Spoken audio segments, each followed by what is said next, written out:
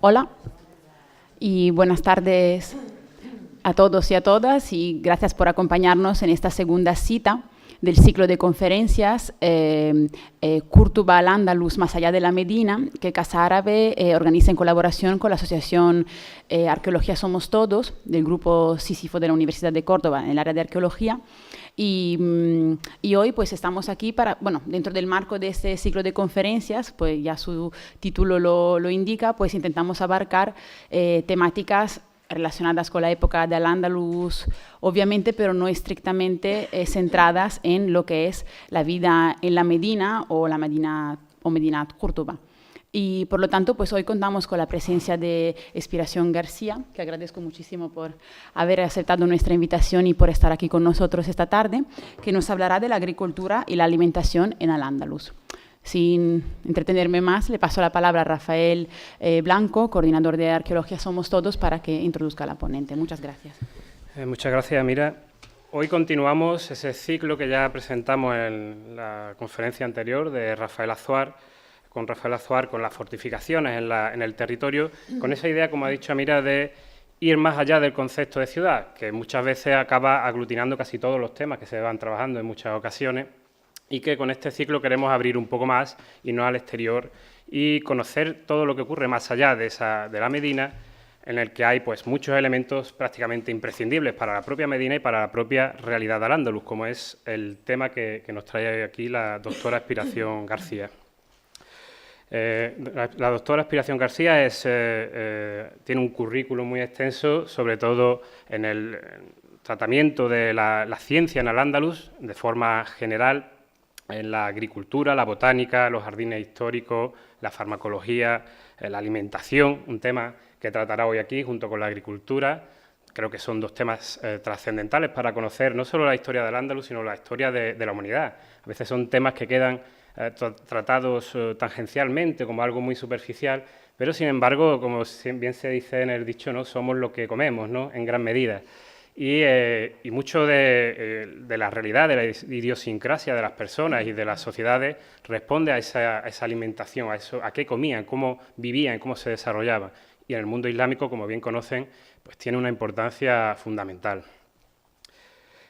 Como digo, en esa línea la doctora Espiración García ha trabajado y ha dirigido una gran cantidad de proyectos, creo que ya casi unos 6 tesis doctorales en esta línea, con diversos proyectos de investigación, el más reciente finalizado en el año 2014, centrado en paisajes agrícolas y forestales de Al-Ándalus, con una colaboración muy estrecha en los últimos años, bueno, casi en gran parte de su carrera, con el profesor Esteban Hernández Bermejo de la Universidad de Córdoba, con una fusión entre el arabismo y el mundo de los agrónomos, que creo que ha dado unos frutos muy interesantes, e incluso trabajando recientemente en el plan de conservación y gestión de las huertas del Generalife en Granada. Como digo, su carrera tiene ha sido muy prolífica y será muy prolífica, con gran cantidad de artículos, libros, monografías, tesis doctorales dirigidas, todo muy focalizado y muy centrado en ese concepto de la ciencia en el Al-Ándalus y concretamente en el tema que hoy nos traerá aquí. Seguramente, lo digo sin dilación, desde luego, es la ponente que mejor puede hablar de este tema hoy día, gracias a los amplios estudios que ha tenido sobre la agricultura, sobre la alimentación en el mundo del Al-Ándalus. Y sin más, pues les dejo la palabra al ponente, de la que aprenderemos mucho seguro esta tarde. Muchas gracias.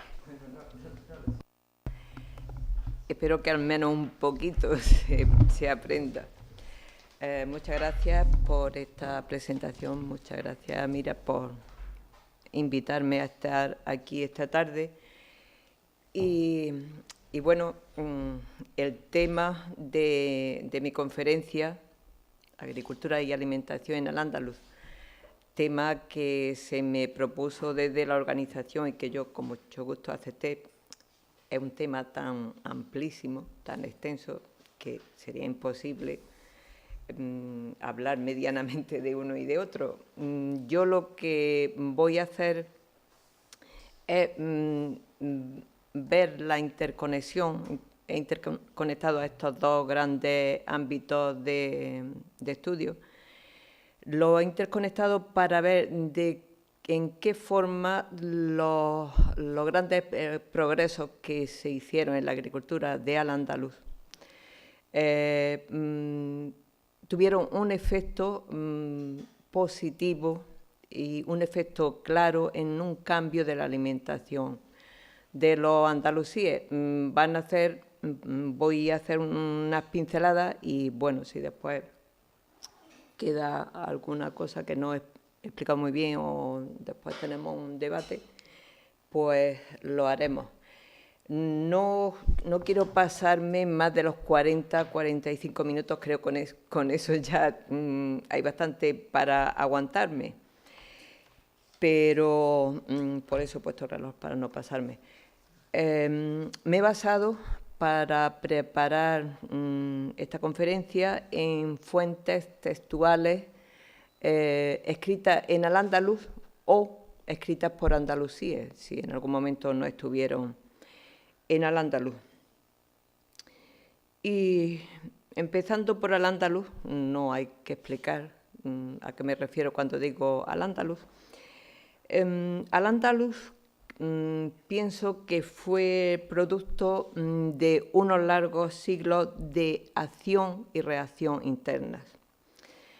A lo largo de su historia, iniciada, como todos sabemos, en el 711 y prolongada de un modo más o menos artificial hasta las capitulaciones de noviembre de 1491,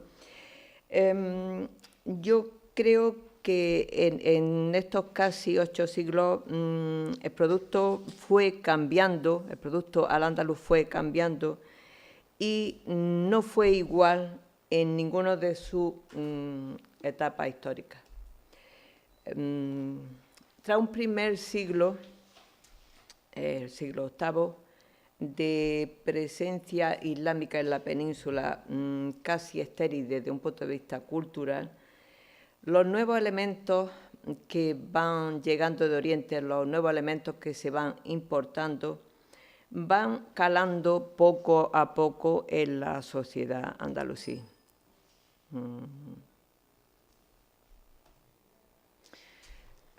Aquí he traído como resumen de todos esos elementos que van llegando al Al-Ándalus, en concreto a Córdoba califal, la imagen del sabio Dioscórides que está enseñando a uno de sus alumnos una planta. Pues bien, no me voy a extender en ello, es un hecho muy conocido. Cuando llegó en época de Abderrahmán III, trajeron a Córdoba, a la corte cordobesa, un ejemplar de la materia médica de Dioscórides, la gran enciclopedia de carácter farmacológico del mundo clásico.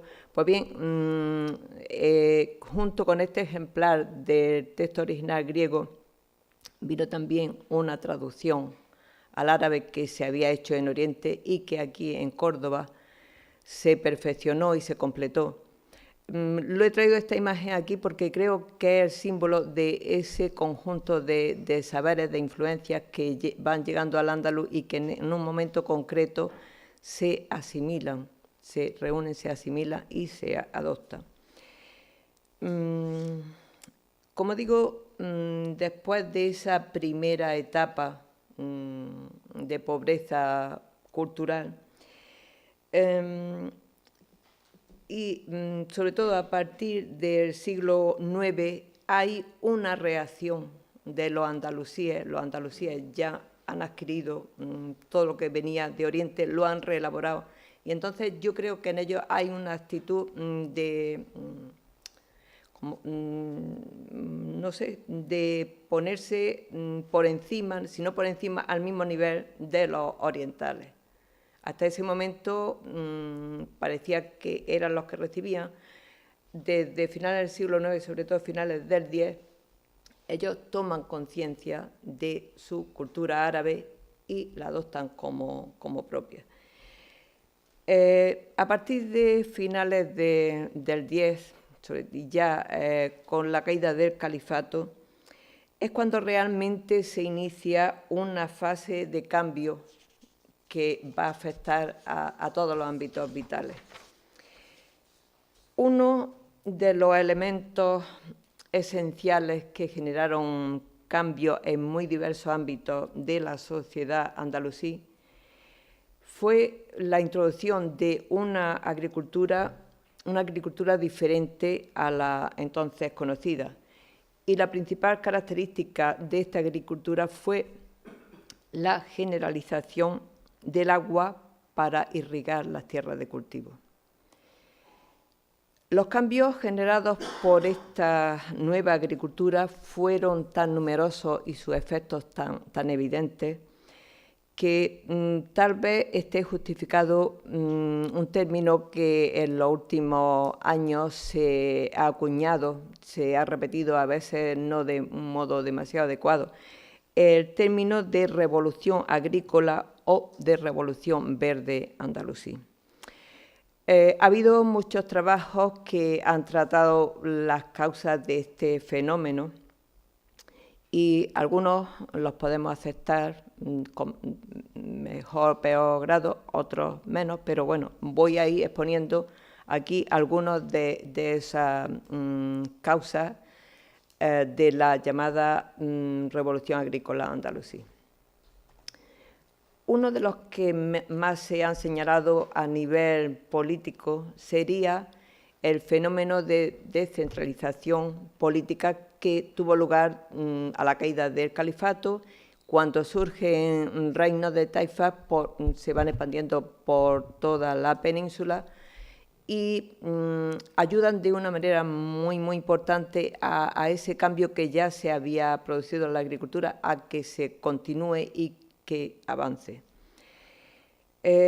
Otro de las causas ha sido, que se han señalado, el crecimiento urbano. El crecimiento urbano que se produce en esta época, claro, planteaba problemas o podía plantear problemas de suministro de la población. Entonces se intensifica la agricultura, la producción agrícola.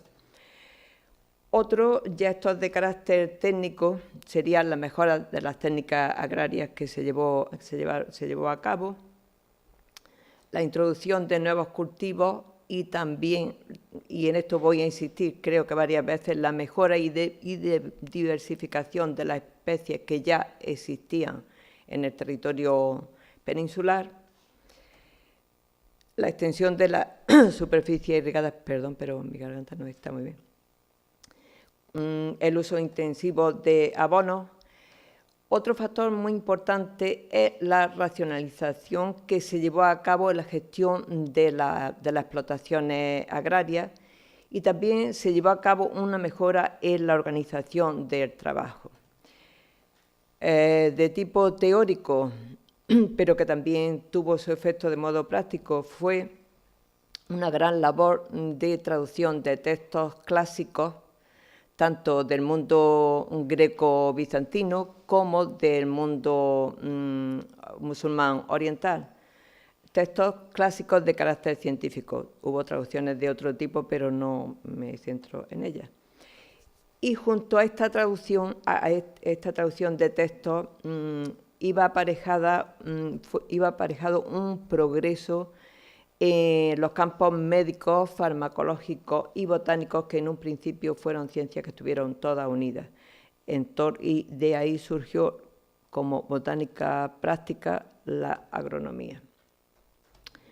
Resumiendo un poco estos resultados fundamentales, tendríamos algunos de los que he dicho ya antes: la introducción de nuevos cultivos, las mejoras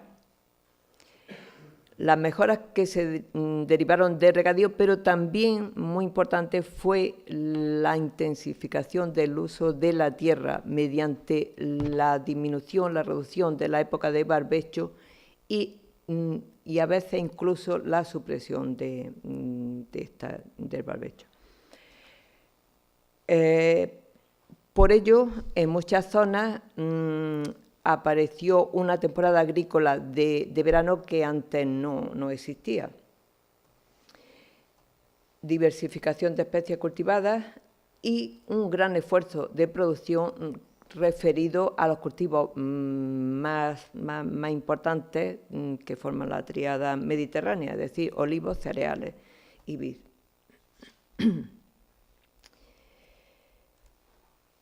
En definitiva, podríamos decir que se caracteriza por ser una agricultura principalmente de regadío, intensiva y parcelada. En cierta medida podríamos decir que también fue minifundista, pero con esto no quiero caer en el tópico, ni crean que caigo en él, de mostrar la imagen de Al-Ándalus como un vergel continuo, rodeado de huertas, de jardines. Secano también había, lógicamente, pero al menos la imagen que dan los textos agrícolas no son de grandes latifundios, como sucedía en épocas anteriores, la época romana, sino de extensiones de cereales, en muchas ocasiones acotados, cercados y con unas dimensiones mucho más reducidas.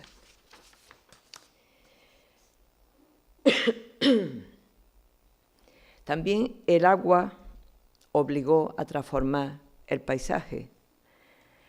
Entonces se tienen que las laderas se estructuran en paratas por donde el agua pueda circular y donde los cultivos puedan ser efectivos.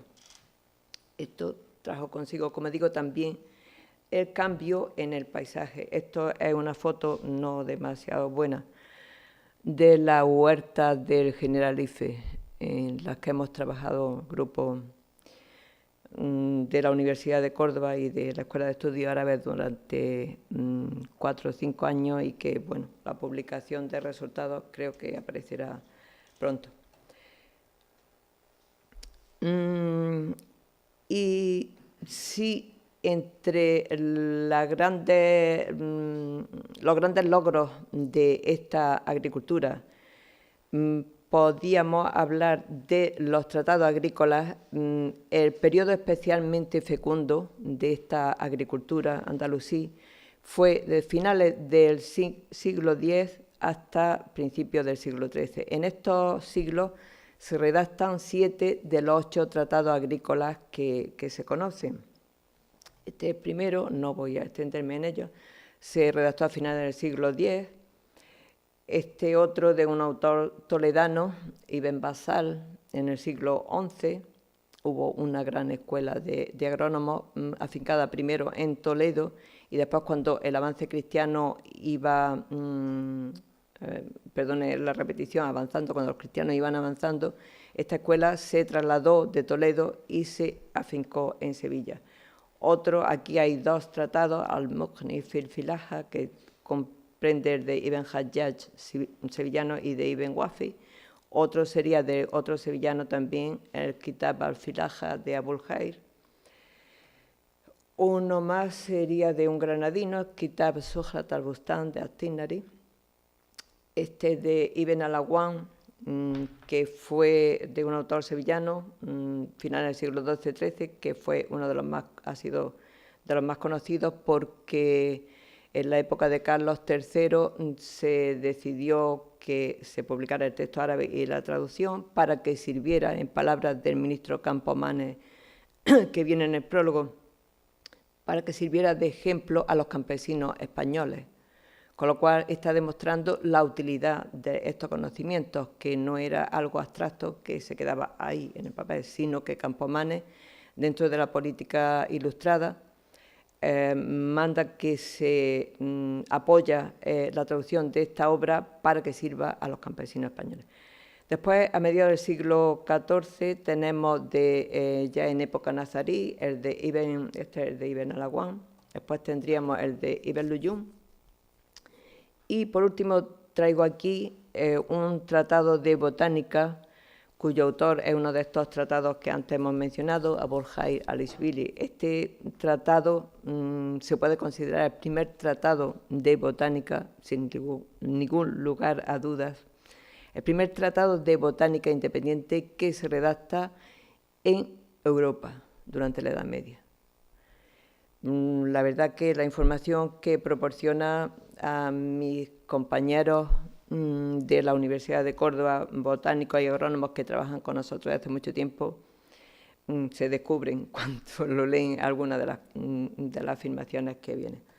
Voy a pasar. Luego también hay 3 calendarios agrícolas que nos proporcionan información. Este primero es el calendario de Córdoba, redactado aquí, dedicado al califa Al-Hakam II. Tiene una información muy variada, pero entre ellas sobre la agronomía. No paso de esto.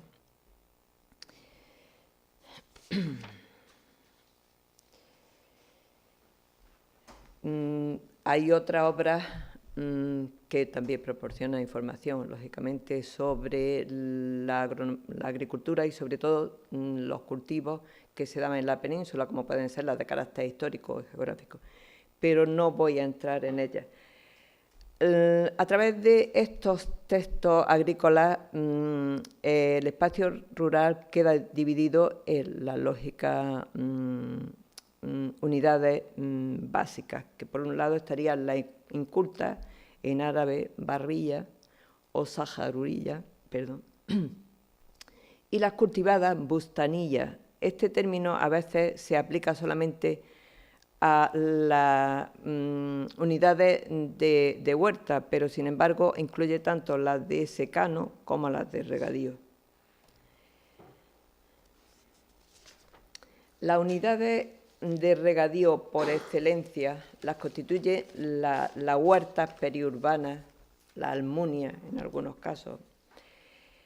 En estas almunias, en estas fincas de recreo y de producción, se introdujeron, muchas pertenecían a los monarcas o a grandes personajes de la corte.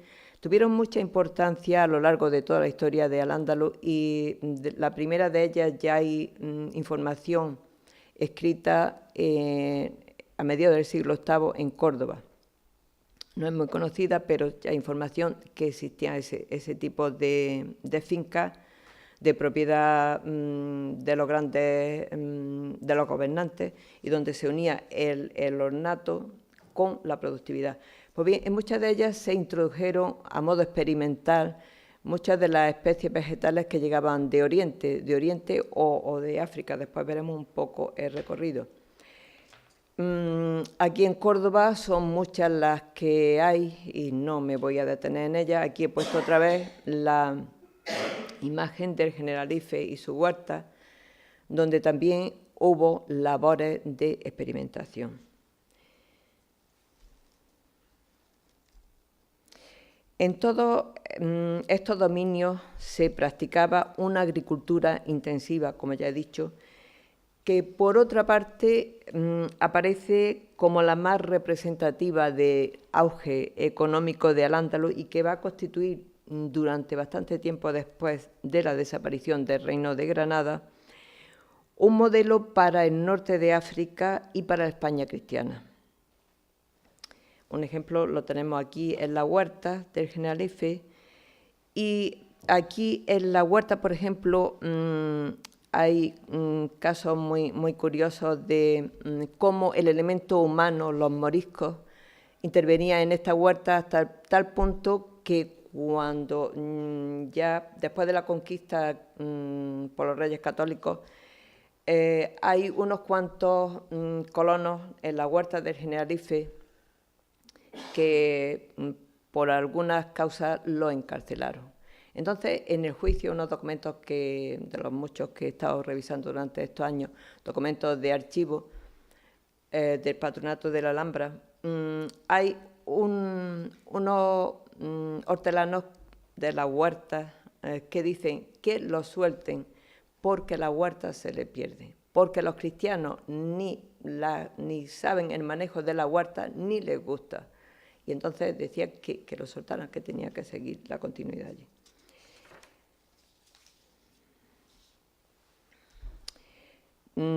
Una de las muchas consecuencias de la extensión de regadío en las tierras andalusíes fue la génesis de un nuevo ecosistema que se va a diferenciar del propio del mundo mediterráneo del que forma parte. Y, por otro lado, la aparición de unos espacios diferentes propulsados por estas nuevas técnicas agrarias en las que la introducción y la adaptación de nuevas especies desempeñan un papel esencial. Aquí he puesto una imagen de un pueblo de la Alpujarra, del barranco del Poqueira, donde vemos ese escalonamiento del terreno para aprovecharlo al máximo, una zona donde, como todos saben, se refugiaron los moriscos. Pues bien, estos nuevos cultivos, paso un poco, son imágenes del agua, de distintos sistemas de captación de agua y de acumulación.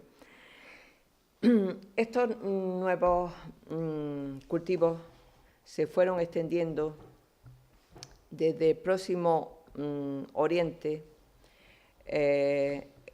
Vemos que es un estado, un mapa del mundo musulmán en el siglo X. Todo esto es la extensión del imperio musulmán en aquel momento. Y junto con esto aparecen las rutas comerciales, las rutas de dispersión. Entonces, desde el próximo Oriente, desde la cuna de la agricultura y desde parte de Persia, parte de la China más tarde y de la India, siguiendo una dirección este-oeste, pasando por el Mediterráneo, se iban extendiendo por todo el mundo islámico. También en este sentido hay otra dirección y productos, sobre todo de Etiopía, de esta zona de África y del norte, van llegando, se van extendiendo por todo el dominio musulmán.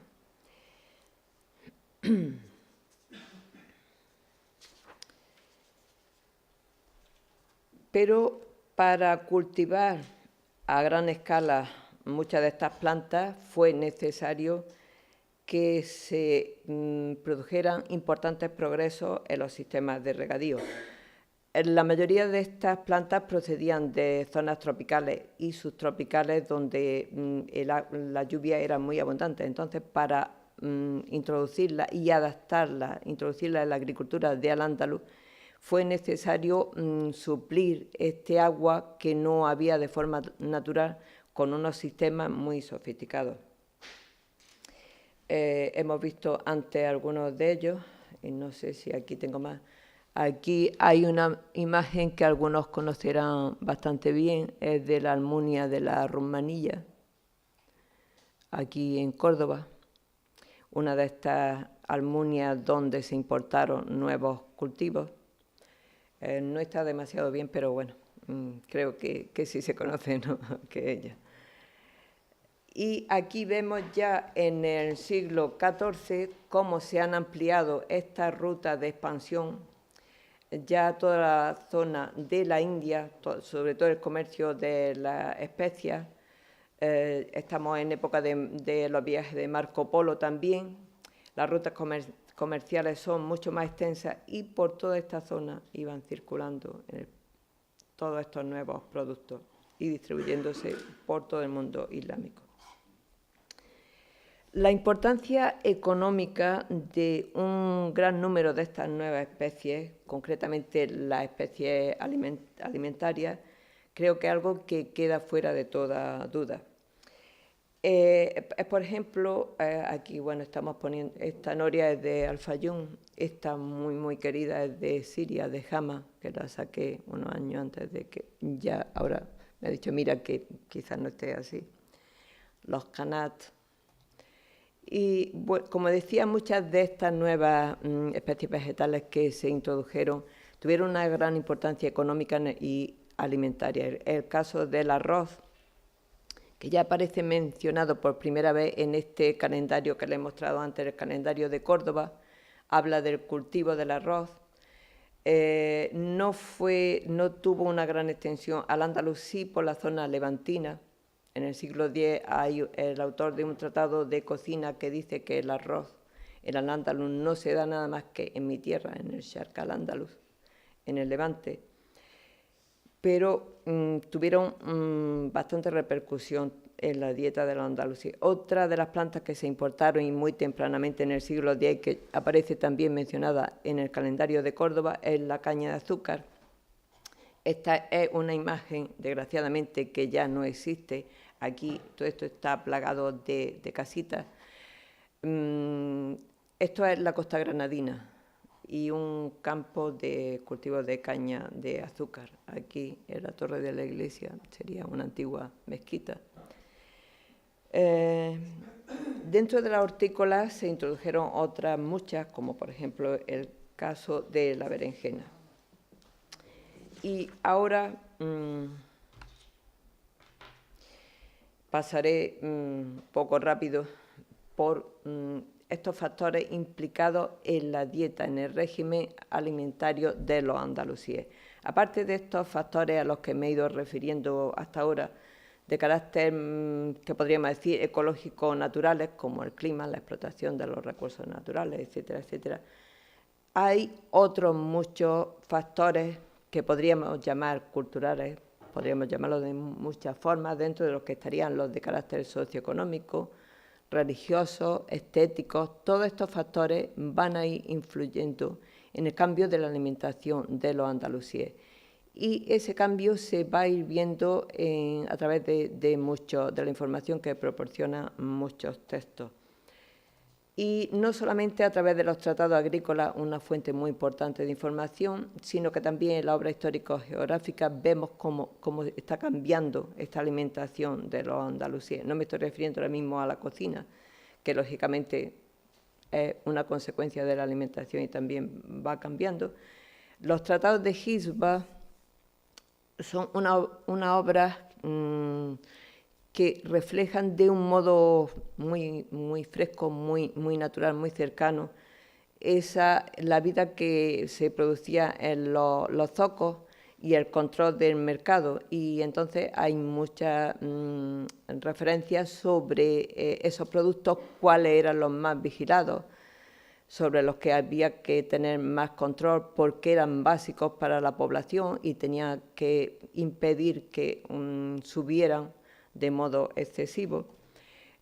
Los recetarios de cocina, se conocen solamente 2 de Al-Ándalus, reflejan lógicamente una alimentación, una cocina, mejor dicho, de la élite, pero bueno, en algún momento también podemos encontrar otro tipo de datos, la obra médico-dietética.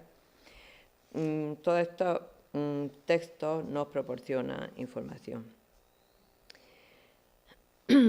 La dieta alimentaria, el régimen alimenticio más generalizado entre la población de Al-Ándalus, tanto de extracción rural como urbana, era básicamente de carácter vegetal. Y dentro de esta alimentación básica de carácter vegetal, los cereales y las leguminosas ocupaban un puesto principal. Más o menos como sucedía en el resto de la zona mediterránea. Pero a pesar de que los cereales constituían la base principal de la alimentación de los andalusíes, en los textos agrícolas no encontramos mucha información sobre el cultivo de estos cereales. Y uno de los agrónomos, en concreto este granadino que le he mostrado ahí de finales del siglo XI y XII, él dice en su tratado de agricultura que los otros autores no le dedican tanta atención porque es algo muy conocido. Y entonces, ¿para qué hablar tanto de ello? Pero sin embargo, la vid y el olivo también, los otros 2 elementos de la tríada mediterránea, eran muy conocidos y le dedican muchísimas páginas, sobre todo a la vid, al que le prestan una mayor atención, en algunos casos excesiva, yo diría. Pero bueno, hay muchas dificultades para saber en concreto de qué especie de trigo nos están hablando. Estos tratados y el tratado botánico del que le he hablado antes. Lógicamente, una clasificación binomial exacta no se puede establecer, pero sí por algunos elementos, algunos rasgos que señalan de ellos, como la forma del trigo, si tiene la vaina de una forma o de otra, y sobre todo a partir de la denominación popular, conservada muchas veces en nombres romances, hemos podido comprobar algunos de estos tipos de trigos que se daban en Al-Ándalus. Por ejemplo, entre los trigos duros, ahora volveré un poco sobre los trigos duros, hay un término artaryar, como digo, son todos términos romances que se puede identificar con el trigo treshel o candeal. Y dice uno de estos autores, de grano corto, amarillo, con el que se elabora el samid, la sémola. Los trigos duros están especialmente indicados por su abundancia en gluten para la preparación de sémola y de pasta redondeada, del cuscús en concreto.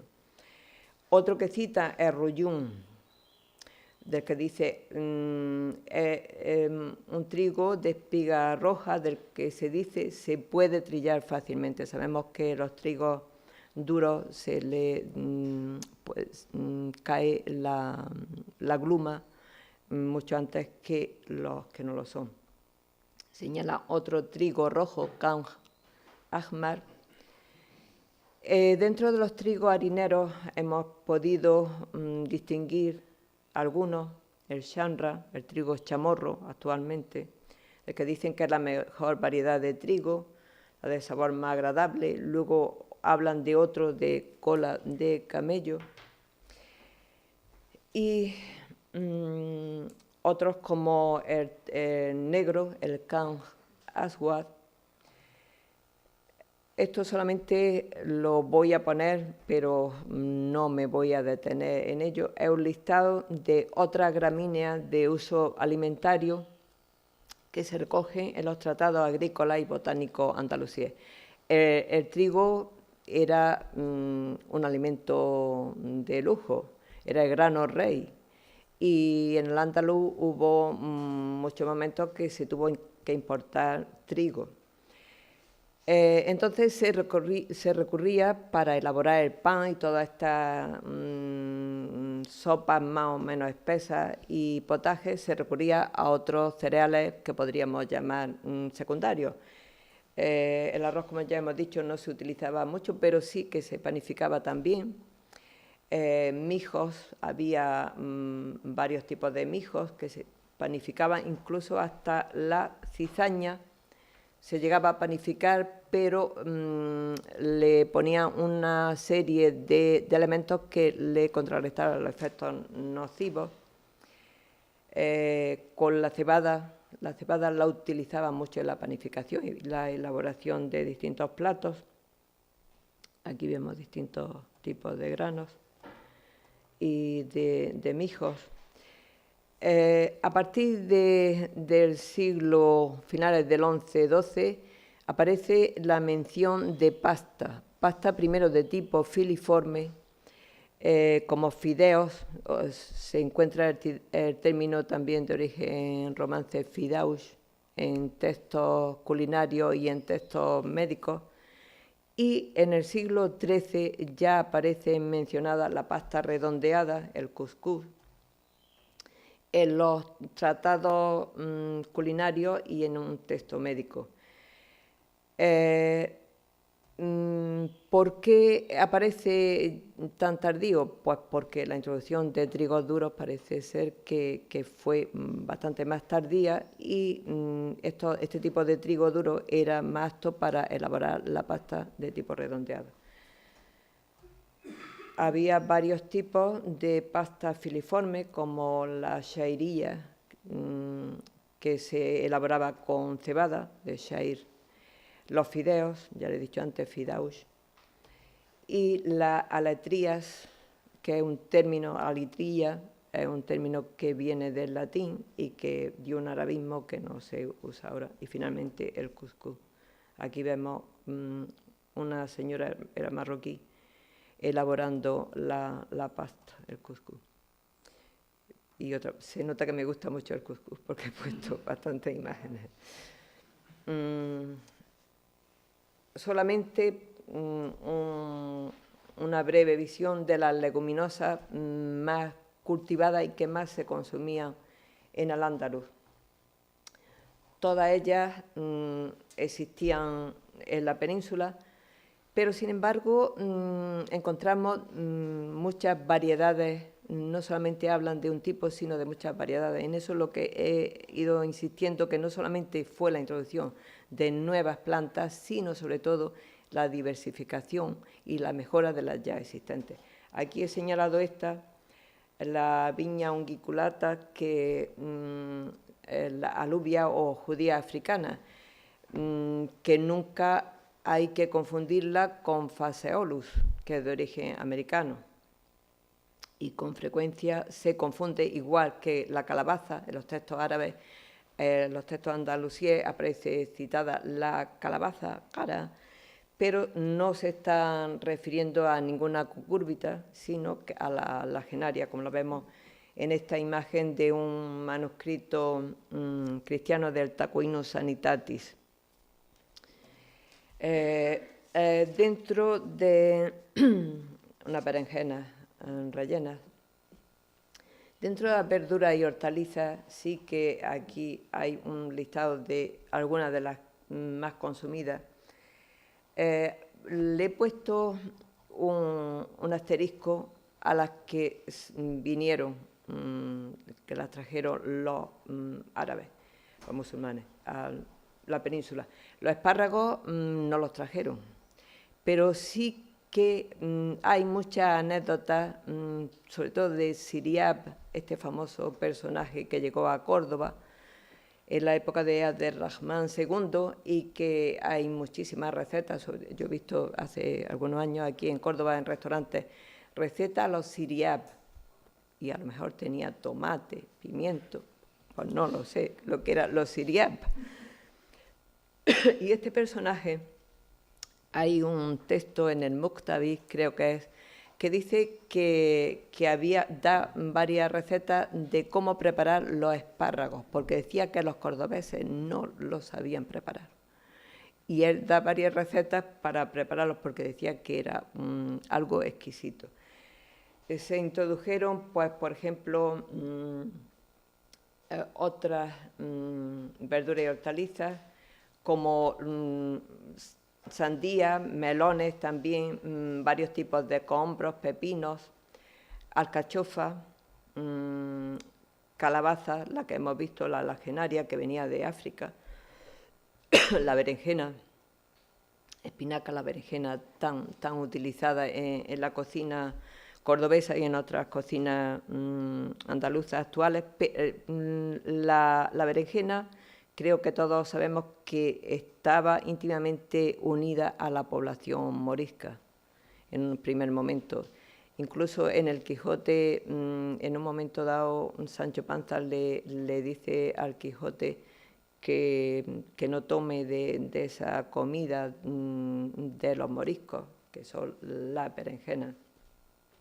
Se preparaba, había muchos platos, uno de ellos, uno de los más famosos, era la buranilla, cuyo nombre procede de Burán, que fue la hija de la mujer de un califa abbasí oriental, al-Ma'mún. Ella preparó una receta y después se extendió. Hay muchas variedades. La fruta, y no voy a tardar mucho más en acabar. Las frutas, tal vez la variedad aumentó mucho más, si cabe, que en las hortalizas y verduras. Sobre todo no que vinieran muchas nuevas, sino que la variabilidad aumentó. Y el consumo de frutas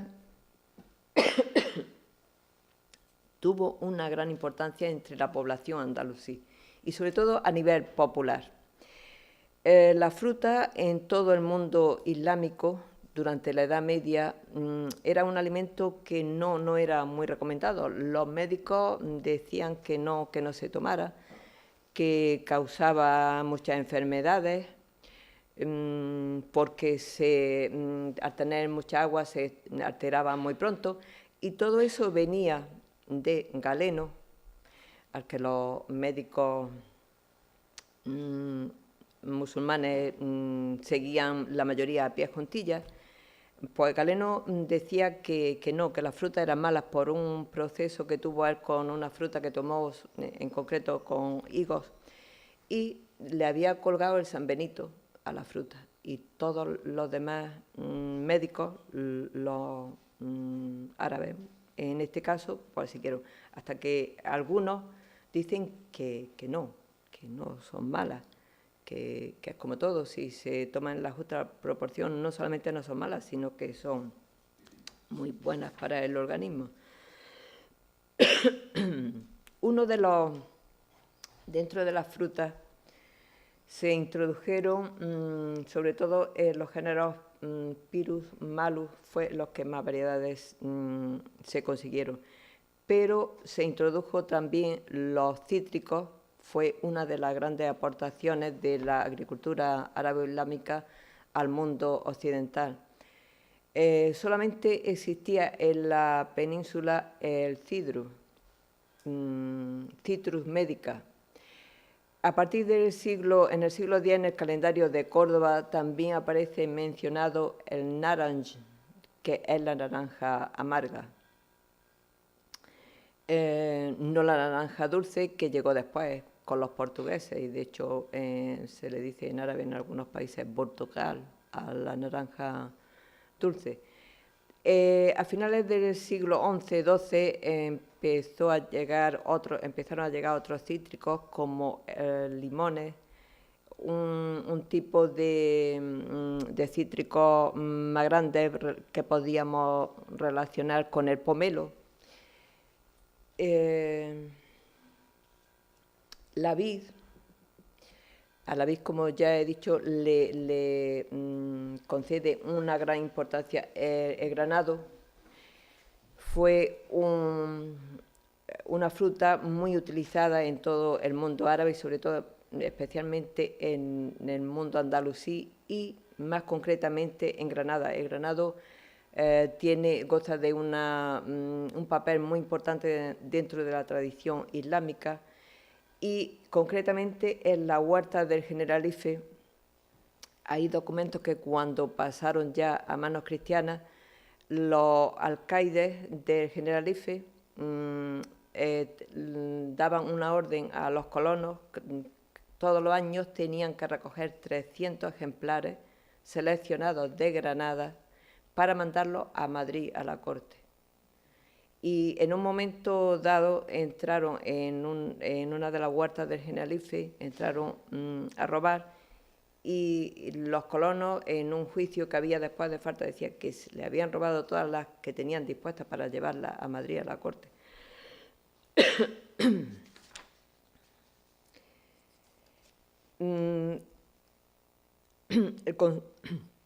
Perdón.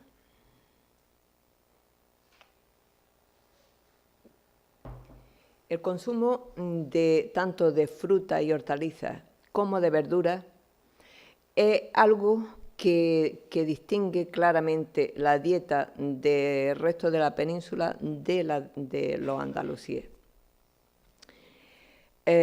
Como ya he dicho, a nivel popular eran muy consumidas. Sin embargo, la alta esfera no tenía muy buen predicamento por eso mismo, porque los médicos decían que no eran buenas. Pero, sin embargo, en los zocos, por ejemplo, dan idea de este gran consumo de fruta y verdura, porque había zonas especialmente dedicadas y con unas normativas muy especiales para que vigilaran estas zonas donde se compraban y vendían tanto frutas y verduras como hortalizas. Hay en uno de estos tratados de Hisba, uno que se redactó a finales del siglo XI, principios del XII, no sé si tengo aquí ya la cita textual, hablando de las frutas, para que veamos cómo era importante su consumo. Bueno, más o menos decía, no encuentro la cita exacta aquí, Pero el almotacén, el que encargado el que se ocupaba de que el zoco funcionase bien, dice que las frutas no se lavarán, hay que lavarlas en el río, pero no en los estanques y albercas que hay en los huertos, porque los estanques y albercas están llenos de suciedad. Aparte de hacernos ver que el consumo de fruta y verdura era algo muy habitual, muy común, nos está hablando también, nos está dibujando un poco el paisaje, al menos del que había en Sevilla en ese momento, de huertos cercanos a la ciudad, con albercas y una serie de acequias al lado.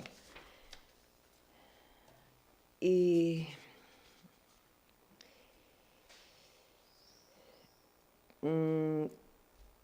los sistemas de conservación tanto de frutas y verduras como de hortalizas fue unos sistemas de conservación que son perfectos, que vienen detallados en los tratados de agricultura.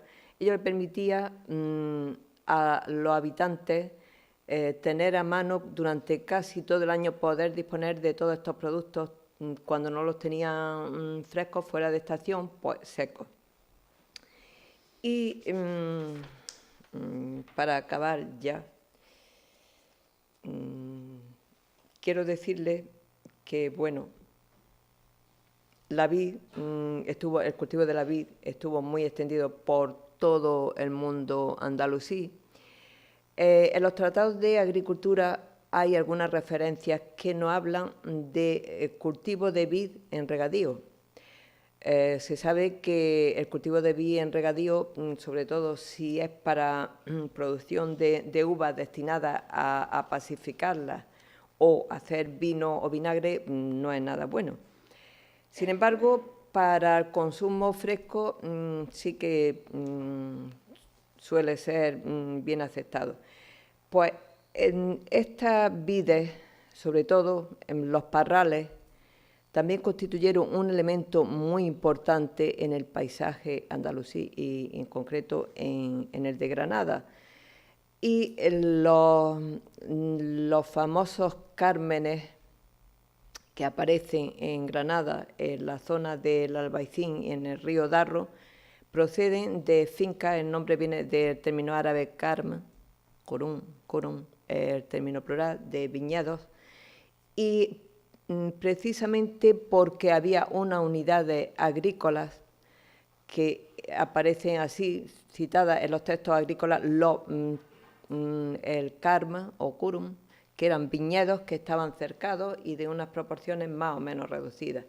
Después fueron evolucionando y en Granada dieron lugar a los cármenes, a estas fincas de recreo. Aquí, por ejemplo, les traigo esta imagen de un grabado del siglo, finales del XVI también. La verdad que a mí me gusta mucho este grabado. Bueno, me gusta por muchos motivos. Esto es un detalle. Esta parte es la cuesta del Chapiz. Esta es la Escuela de Estudios Árabes, donde yo trabajo, pero lógicamente es de finales del XVI.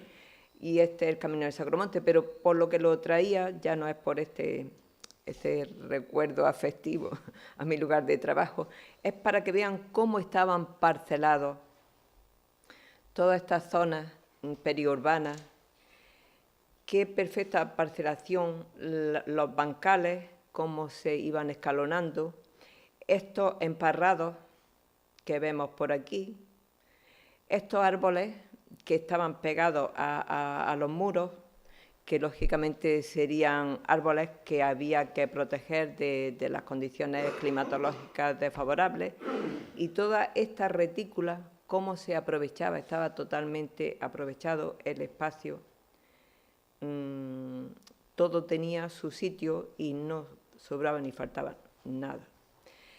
Y bueno, únicamente decirles que el olivo también fue uno de los grandes cultivos desde la época romana y anteriormente. La producción de aceite fue muy importante y siguió siéndolo en Al-Ándalus. donde prácticamente el aceite de oliva era una de las grasas más consumidas mayoritariamente, pero a nivel popular. En los zocos se preparaban muchos fritos y todos con aceite de oliva. Incluso los médicos, el famoso Averroes, dice en uno de sus tratados, no sé si en el Kitab al-Kulliyat, dice, los fritos no son nada buenos, pero, sin embargo, los que se hacen con un buen aceite de oliva apenas lo son. O sea, que ya en el siglo XII ya nos estaban diciendo las bondades del aceite de oliva. A nivel, en la élite no lo utilizaban mucho. Si lo utilizaban, en los dos recetarios de cocina andalusíes que conocemos, aparece en casi todas las recetas, pero como un condimento más. Los fritos no se utilizaban mucho. En algunos momentos el plato se freía y después se metía en el horno. O sea, eran unos procesos muy, muy complejos. Y por último, un último elemento, ya esto entraríamos un poco en la cocina, lógicamente. Otro de los elementos característicos de la cocina andalusí y que lo distingue plenamente de la del resto del territorio peninsular es esa cocina colorista, nada monótona, y me estoy refiriendo a las clases populares. Nada monótona por el empleo de especias, de procesos culinarios sucesivos, donde se le da una pátina con aceite, después se le pone se riega con algunas especias mezcladas con aceite. Aquí he puesto el azafrán, que es uno de los cultivos que no está muy claro si lo trajeron los árabes a la península, o parece ser que sí. El azafrán andalusí era un artículo de superlujo, la calidad en todo tipo de textos no hablan de esa calidad extraordinaria, sobre todo en la zona de La Mancha, como sigue existiendo ahora. Al ser de tan buena calidad, pues en gran parte se exportaba. Entonces los andalusíes pues tenían que contentarse con otro tipo de especias. Lo adulteraban mucho en los zocos y había medidas muy, muy estrictas para evitar esta adulteración. Pero esa cocina, como digo, no era nada monótona, era muy colorista y muy variada, con el empleo de muchas frutas, verduras, consumo de aceite de oliva, etcétera, etcétera. Y bueno, ya acabamos con el postre de estos dulces y este té, que no son andalusíes, que son marroquíes. Y bueno, nada más. Muchísimas gracias.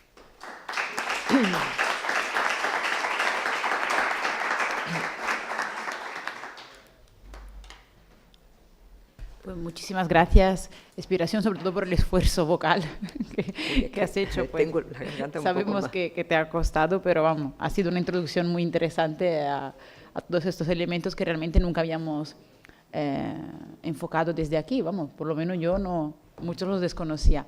Así que no sé si desde el público hay alguien que quiera hacer alguna pregunta para ir profundizando alguna de las temáticas que se han introducido.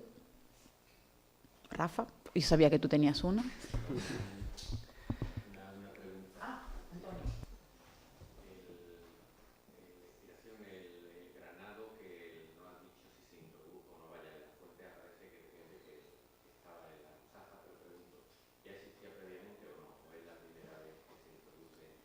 Sí, desde la época fenicia ya existía.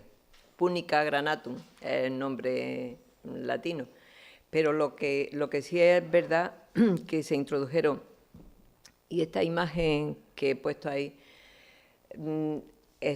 hemos hecho y se están acabando de comprobar unos estudios. Bueno, yo ahí solamente intervengo con mis textos, no, y con algunas otras cosas más, pero no muchas, son los agrónomos, los botánicos, los que han cogido algunas variedades porque en la ruzafa se introdujo, hay una anécdota muy famosa de un granado que se trajo la variedad safarí o jafarí, que trajo un embajador de Siria,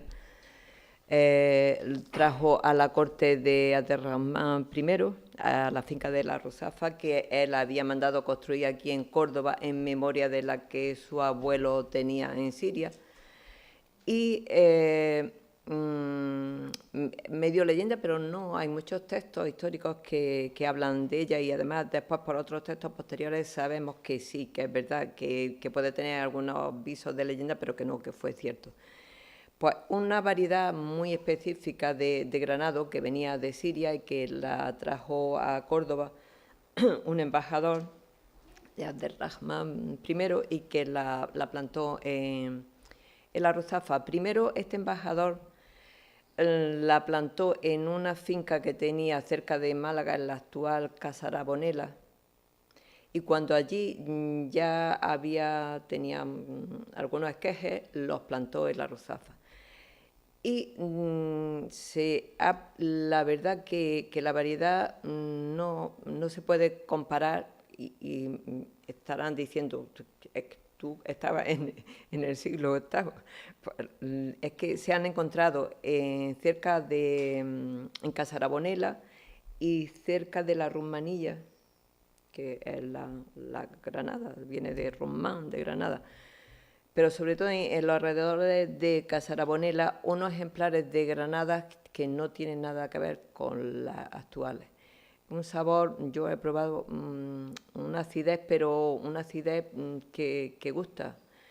Y se le ha hecho pruebas de ADN, se ha comparado con otras variedades muy, muy especiales, muy antiguas, que hay en algunas zonas de Murcia, y tienen puntos comunes. Entonces ahora se están estudiando esas muestras de ADN comparándolas con otras.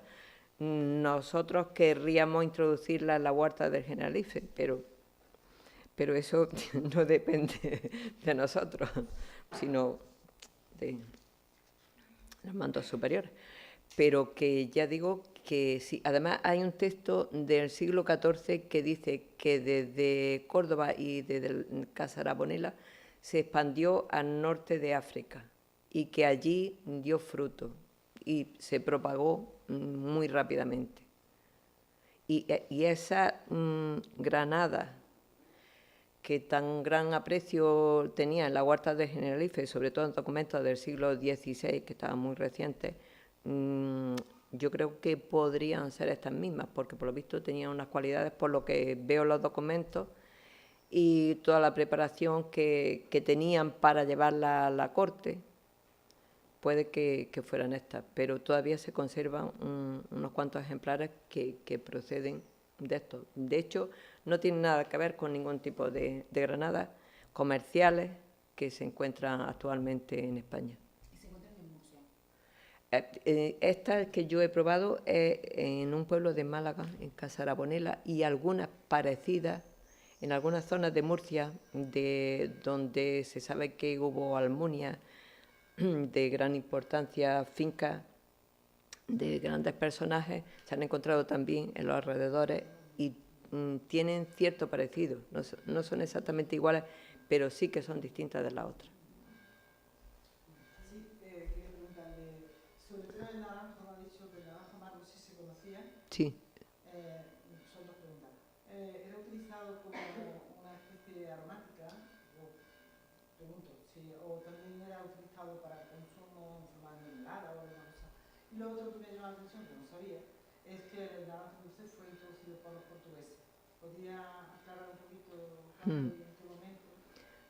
Sí, los cítricos, en la península solo existía el Citrus medica. Medica dice que de origen de los medas, de los persas, que es el cidro, que es un cítrico un poco más grande que los naranjos normales. Se reconoce fácilmente, pero no tengo ahí, creo que ninguna. Ese sí estaba en la península, anterior a la llegada de los árabes. Luego, en este calendario de Córdoba, redactado en 961 y dedicado al califa Al-Hakam II, redactado por Arib Ben Said, que fue médico, fue político, bueno, un personaje muy importante. En este calendario se habla del cultivo del naranj, la época de recogida, si hay que podarlo. Los sistemas de injertos fueron una de las técnicas que promovieron esta gran diversificación de frutales, hasta un extremo exagerado. De algunos, por ejemplo, del Perá, dan 10 tipos. No serían tipos como los me estoy yendo un poco, pero bueno, soy consciente. Estas variedades, por ejemplo, de peras, en muchas ocasiones pues tienen el nombre de la zona donde eran más famosas, incluso de la persona que consiguió esta variedad. Otros atendían a la forma, que tenía una forma especial. Bueno, y volviendo a los cítricos, en el siglo X, ya la segunda mitad del siglo X, con lo cual estaría antes también, aparece citado el naranjo amargo. Como árbol de adorno, básicamente, pero también se utilizaba para hacer algún tipo de compotas. Los tratados de cocina hay algunas para utilizar, en lugar, sustituir al vinagre, también el zumo, sobre todo para la extracción de agua. Se utilizaba también mezclarlo con la agua aromática. Después fueron viniendo otros. En la cocina se utilizaba, pero sobre todo también como adorno o como acidulante de ciertos platos, pero no en demasía. Lo que sí es cierto que también en los tratados de medicina hay algunos autores que lo recomiendan el limón. Utiliza el término limón o lim, que puede ser lima, limón, no está muy claro. En los procesos catarrales, y también dicen para las personas que embarquen, estaría un poco... sería un anuncio del escorbuto, sus propiedades contra el escorbuto. Lo que sí es cierto que lo recomendaban para eso, los procesos de catarro y para las personas que viajaban por mar. Y fundamentalmente el naranjo amargo fue eso, como adorno, y también la cocina como acidulante, algunas mermeladas también, y la aromatización el agua aromatizada se utilizaban también.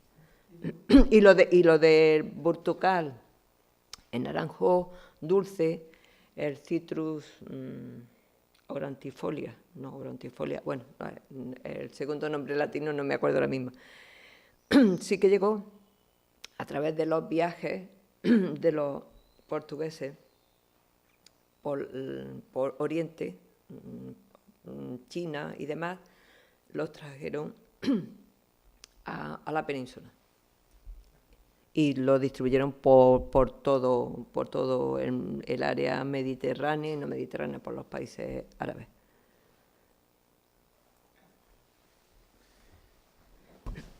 Bueno, ya ante todo darle la enhorabuena, creo que ha hecho una síntesis muy interesante. El tema es complejo, sobre todo cuando lo ha trabajado durante tanto tiempo y durante tantos años y tantos trabajos al respecto, pues sintetizarlo en una charla creo que es complicado y lo ha hecho perfectamente. Después, sobre el tema de Ruzafa que se ha mencionado, comentar que con esa conferencia vamos a cerrar el ciclo. La conferencia última será una mesa redonda sobre algunos descubrimientos arqueológicos que hay en torno a Ruzafa.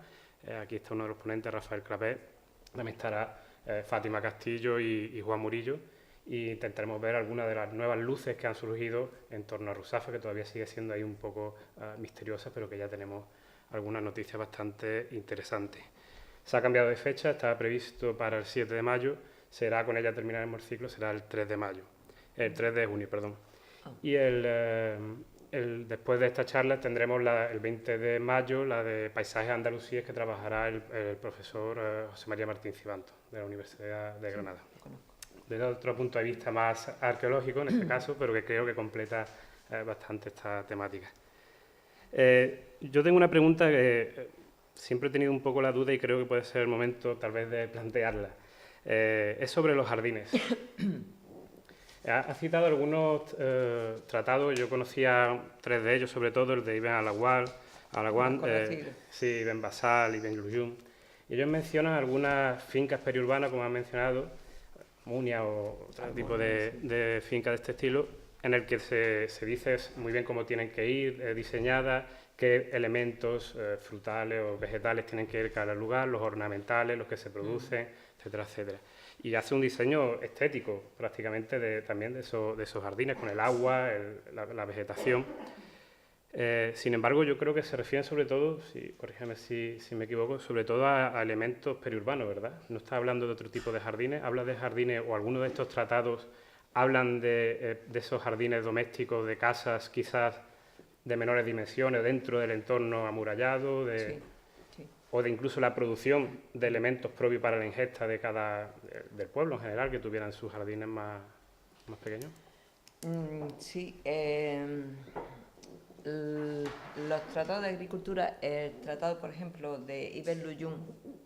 Ibn Lujum, como ya he dicho, fue un autor de reino nazarí, nació y murió en Almería a mediados del siglo XIV. Este autor pues se dedicó, era sobre todo jurista, se dedicó a recopilar obras de todo. Original, yo creo, tocó muchos temas, pero en el sentido de recopilarlos, recoger obras anteriores. Y había una anécdota que más o menos decía que no quedaba nada por resumir, que no lo hubiera hecho Ibn Lujum. Pues bueno, Ibn Lujum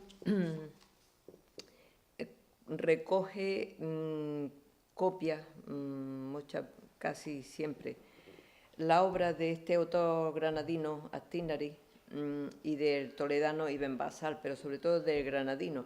Y además es interesante porque las obras de estos dos autores no nos llegaron completas. Llegaron, por ejemplo, la de Ibn Basal al Yemen en el siglo XIII, que la utiliza un califa de la dinastía rasulí, lo utiliza en un tratado que hace la versión completa y, sin embargo, en la península, por una serie de circunstancias, no llegaron. Ibn Lujum recoge lo que recoge de estos autores, lo recoge de sus textos completos. Perdón.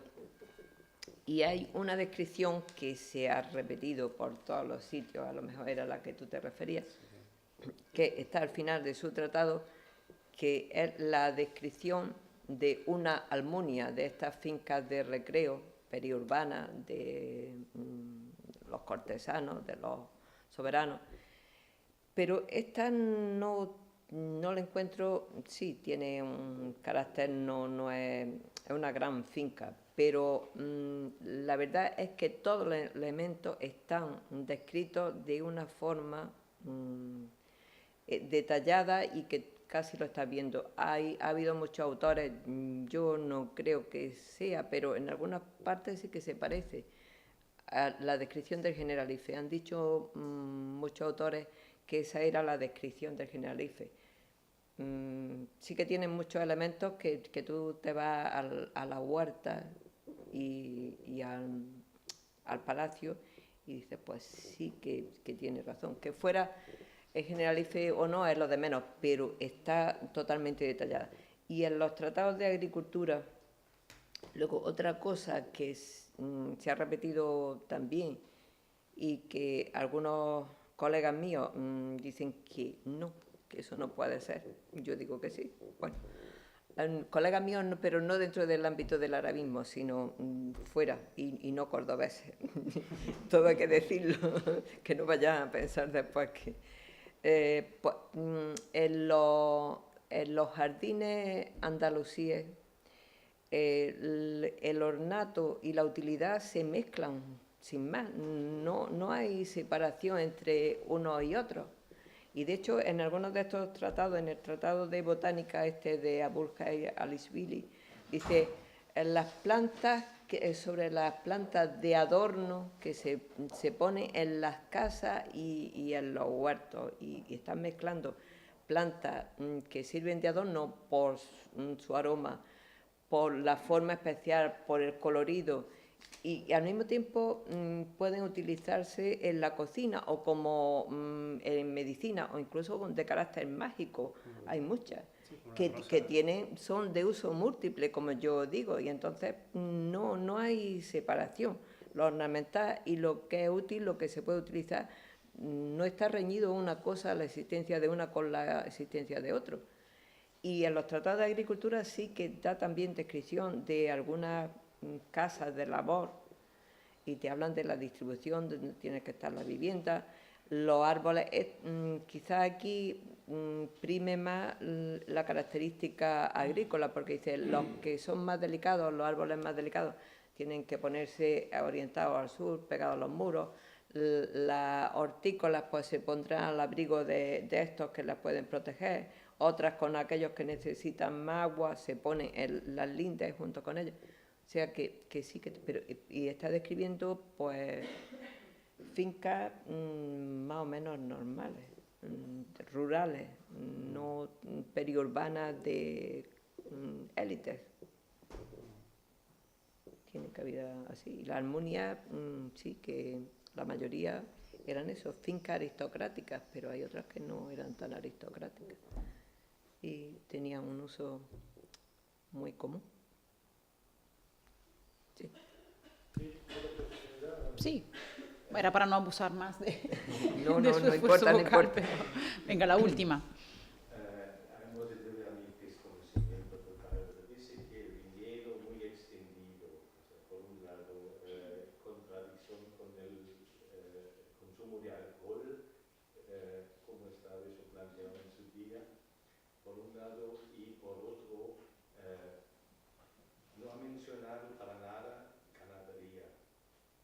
No, es que no podía hablar de la ganadería. Sí, claro que existe. Me he referido a las especies vegetales, no a ganadería, pero sí, claro que existe. Sí, pero el tema de la ganadería está mucho menos estudiado. Hay menos datos, ahora tiene que ser la arqueología, y de hecho ya hay mucho trabajo en este sentido, la que está poniendo de relieve la importancia de la ganadería y cómo existía en esas fincas, tenía la ganadería estabulada y para el trabajo y como abono servía. Y bueno, también los tratados de Gisba se va viendo muchas referencias sobre ello, pero realmente sí ha sido menos estudiada, pero que sí, que estaba ahí y que sí, que tenía su importancia tanto como animales domésticos como para empleo en la alimentación, en el trabajo, como abono. Por eso las tenía estabuladas y para que después estuvieran en el campo y demás. ¿Y qué más? El consumo. El tema del vino. Sí, que la vid es el cultivo que le dedican más extensión los agrónomos andalusíes. Y sí, la vid estaba ahí, a Haakon II, cuando mandó que se arrancaran todas las vides en Córdoba, pues ¿qué pasó? Pues que la vid estuvo ahí, el vino. Se consumía vino, claro que se consumía vino, no vamos a decir que no. Aparte de otros muchos textos donde se pueda ver que se constata el consumo de vino, pues las prohibiciones en contra pues, del consumo o que no vayan no utilicen los contenedores de los judíos que utilizan para el vino, toda la poesía báquica. Hay una serie de textos, sobre todo en el siglo finales del X, principios del XI, donde se detallan cada una de las copas, de las botellas, de las distintas formas que tenían que tener, cómo había que escanciarlo. Sí, no, es algo que está ahí, que sí, que se consumía vino, tanto en la oriental como en la occidental. Y no sé si se puede decir algo más, pero que sí, que se consumía. Bueno, sigue habiendo productores de vino, de hecho, por el mundo árabe. Líbano, por ejemplo. Pues, que no todo la vid era para el consumo en fresco o para pacificarla. Había muchas pasas, es muy famosa en muchos lugares, que también servía para producción de vinagre y de vino. En el vinagre, la elaboración de vinagre, hay unas normas en los textos jurídicos muy detalladas hasta qué punto tienen que dejarlo para que no fermente. Y son muy exhaustivas, pero fermentaba también y se consumía. pues sin más, solo, bueno, pues me queda agradeceros por acudir esta tarde con nosotros, agradecer muchísimo a Inspiración García por aceptar la invitación y por esta tan interesante conferencia, y Arqueología Somos Todos por ayudarnos en la organización de este ciclo. Y bueno, invitaros, como os ha comentado Rafa antes, a la próxima conferencia del ciclo, que será el 20 de mayo, sobre paisajes andalusíes con Martín Sibantos. Muchísimas gracias. Muchísimas gracias a vosotros. No, si es que no...